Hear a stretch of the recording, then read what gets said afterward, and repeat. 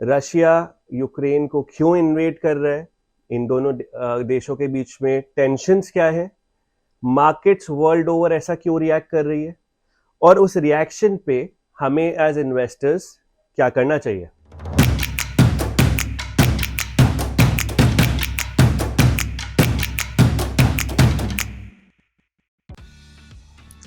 Hi everyone, good morning and welcome to another episode of School of Thought.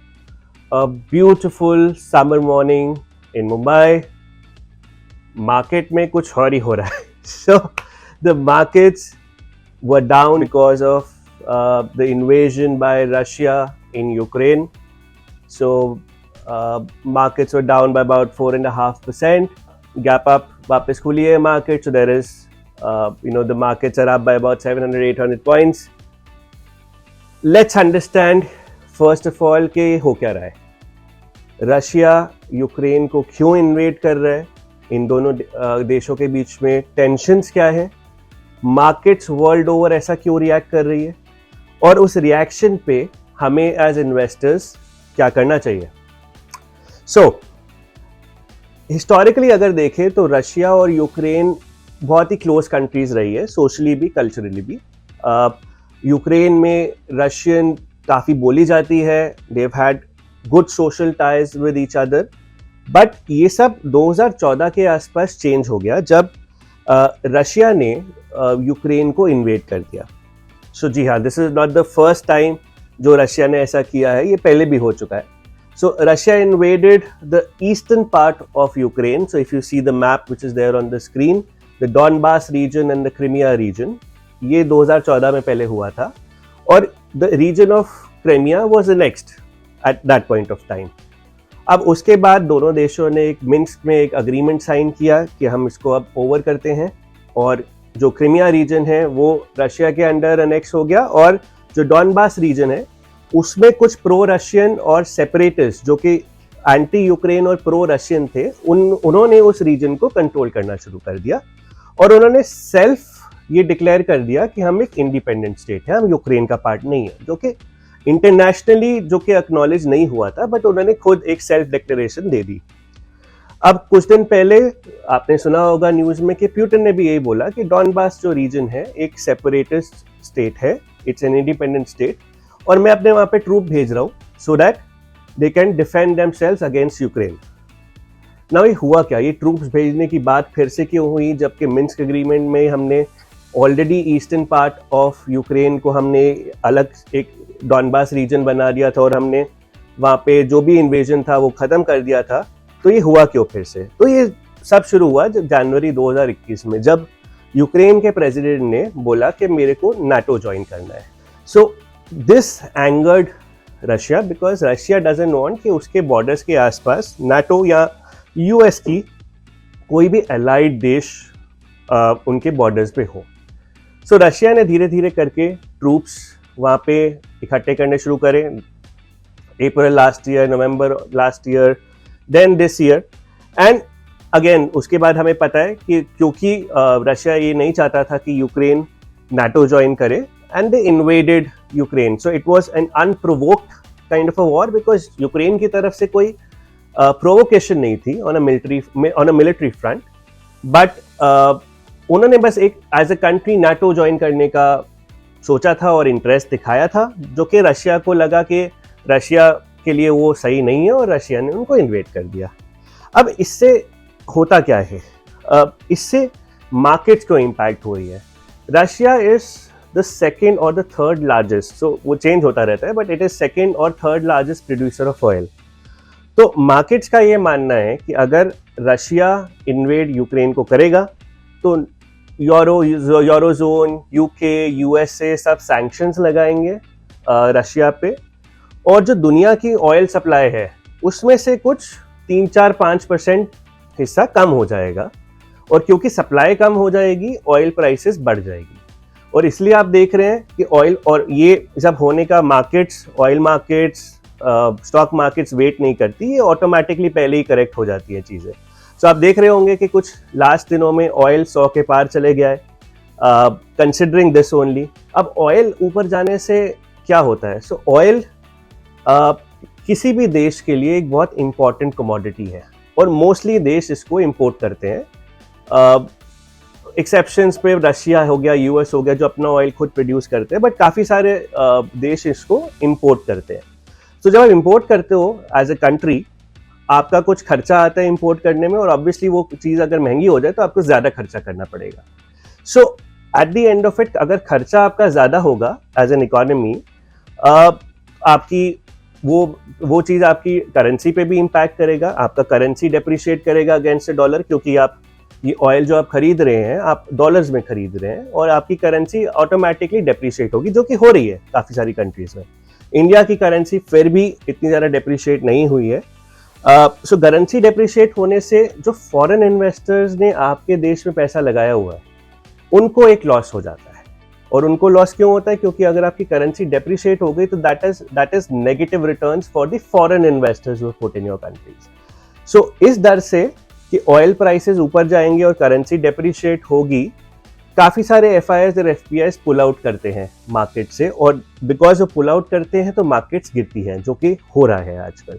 अब oil prices increase करने से और क्या होता है? ऑयल प्राइसेस अगर इंक्रीज होंगी किसी भी कंट्री के लिए, अब कुछ भी चीज़ को आप एक कोने से दूसरे कोने से ट्रांसफ़र करने के लिए आपको ट्रांसपोर्टेशन चाहिए होता है, इधर रोड ट्रांसपोर्टेशन या फिर रेल ट्रांसपोर्टेशन।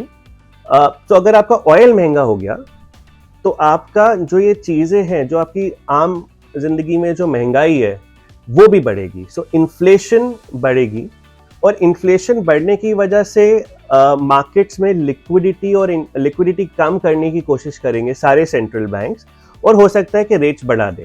सो ये दूसरा खतरा है कि ऑयल प्राइसेस इंक्रीज होने से हो सकता है कि यूएस जैसे देश या इवन इंडिया, अगर इंडिया के इन्फ्लेशन पे प्रेशर आया तो इंटरेस्ट रेट्स बढ़ाना शुरू कर दे, जिससे ओवरऑल इकोनॉमी में जो लिक्विडिटी है वो स्क्वीज आउट हो जाएगी। और क्योंकि इकोनॉमी में जो लिक्विडिटी है वो स्क्वीज आउट हो जाएगी तो स्टॉक मार्केट्स गिरेगी।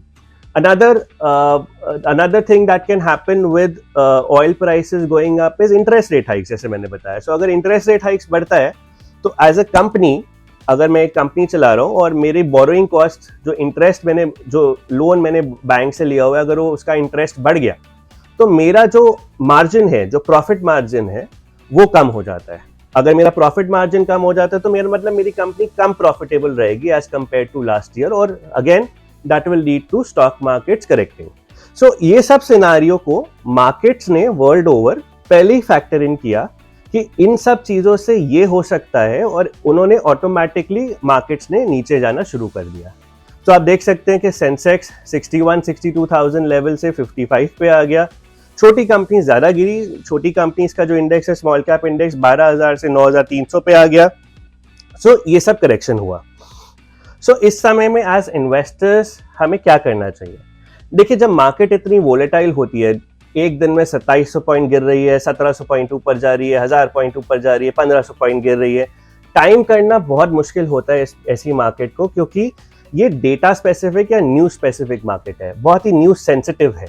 अगर कोई भी पॉजिटिव न्यूज आती है रशिया और यूक्रेन की तरफ से या फेड्स की तरफ से, लेट्स से कि फेड ऑफ जो फेडरल बैंक है यूएसए का, जो रेट्स बढ़ाता है 0.25 से ही बढ़ाता है, 0.5 से बहुत एग्रेसिवली नहीं बढ़ाता, तो मार्केट पॉजिटिवली रिएक्ट करती है।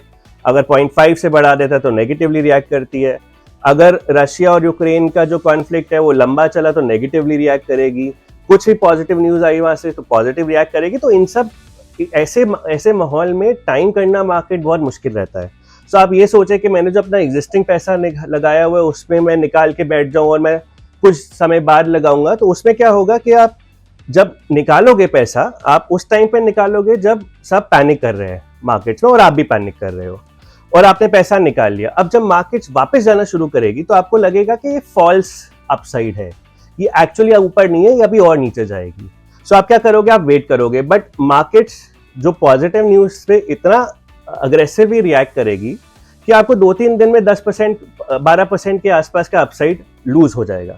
So what will happen is कि आपने बुक करके बैठ गए प्रॉफिट्स, बट जब ऊपर जाने लगी मार्केट तो आपने कुछ हिस्सा मिस आउट कर दिया और आपने फिर एंटर किया। तो व्हाट विल हैपन इज वो जो 10-12% का हिस्सा आपने मिस आउट किया है वो आपका परमानेंट लॉस हो गया। सो सो ऐसे में आप टाइम नहीं कर सकते। आप क्या कर सकते हैं, जैसे कि मैंने अपनी पुरानी वीडियोस में बताया, एसेट एलोकेट करके चलिए। हमेशा अपने पास एक हिस्सा नॉन इक्विटी सेगमेंट में जरूर रखें, या फिर आप सैलरी कमाते हैं या फिर अपना बिजनेस चलाते हैं, आपके पास हर महीने कुछ ना कुछ लिक्विडिटी जरूर आएगी। सो एडिशनल जो पैसा है आप लोअर लेवल ऑफ मार्केट्स पे डालिए, और लोअर लेवल पे मार्केट्स पे डाल के हर जब भी आपको डिप का एक मौका मिलता है, जब भी आपको लगता है कि मार्केट डिप हुई है, उसको एज एन अपॉर्चुनिटी लीजिए।